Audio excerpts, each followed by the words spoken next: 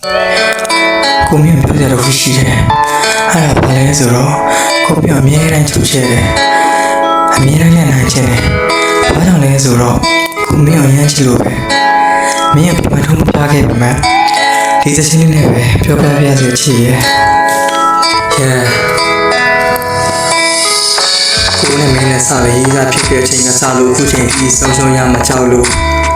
မင်းအခုမနေထိုင်လေးတွေကိုအရင်ချစ်တယ်မင်းကိုထပ်ပြီးဆုံးရှုံးခံနိုင်တော့ဘူးကြောက်တယ်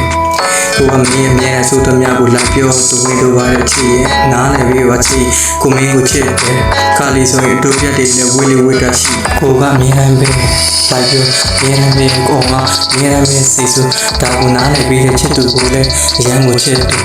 ညဆိုဖုန်းနဲ့လည်းကိုအမြဲတမ်းပဲစိတ်ဆိုးအမြဲတမ်းပဲရင်ဖြစ်ဒါနားလည်းနေဒီဆောက်လာတဲ့နဲ့ရှစ်လာကြော်လာခဲ့ပြီ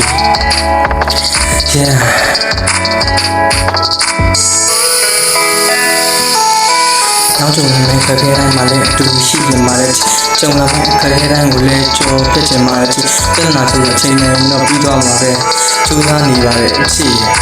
အများဆုံးလည်းအနည်းဆက်ချင်ပြီးကိုပြောတဲ့စကားတွေကိုကြုံပြီးတော့ကိုဘဝမှာအမင်းကိုအချစ်ဆုံးဒါတော့နားလည်မှုတိစောက်ထားတဲ့အချက်တွေကတီမြင်းချင်းဆိုတဲ့သဘောတရားကိုဆုံးပြီးများများတူရှိကြတော့ကဘာမှမများမှာများများနေအောင်မှာ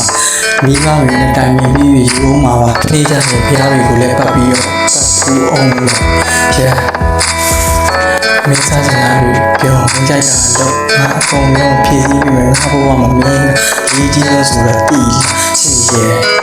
ကိုကမင်းကိုချစ်ဆုံးမယ်တူလီတော့တယောက်တာမင်းဖြစ်တယ်ငါဘဝမှာမင်းကိုချစ်ဆုံးမယ်မယုံရင်ငါအရာငါပြင်ပြီးကိုလာမယ်မင်းကငါရဲ့ချစ်ဆုံးမယ်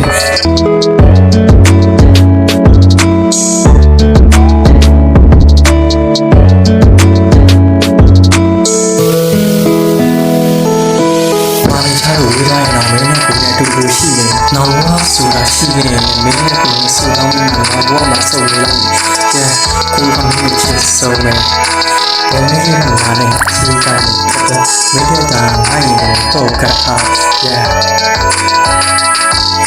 အယုံတော်လေးကိုဆက်လာပြလိုက်မင်းနဲ့မပြီးတော့ဒီလိုကမ်းလာပြီးတော့ငါ့ကိုပြင်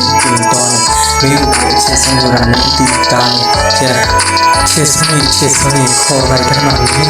တန်းတာနေပြီးအဲ့ရမင်းနဲ့မျက်နှာတိတိုင်းမင်းနဲ့မင်းသားနဲ့မင်းနဲ့အော်တရားရဟာမင်းနဲ့ပြီးဆုံးနေငါဘဝမင်းချစ်တဲ့ဘဝမှာတမ်းစင်နာမည်ကိုပြန်လာကြည့်လေလားအမေကိုရမ်းချစ်တယ်နောက်ဘဝလည်းချစ်နေအောင်ပါပဲအချစ်ရဲ့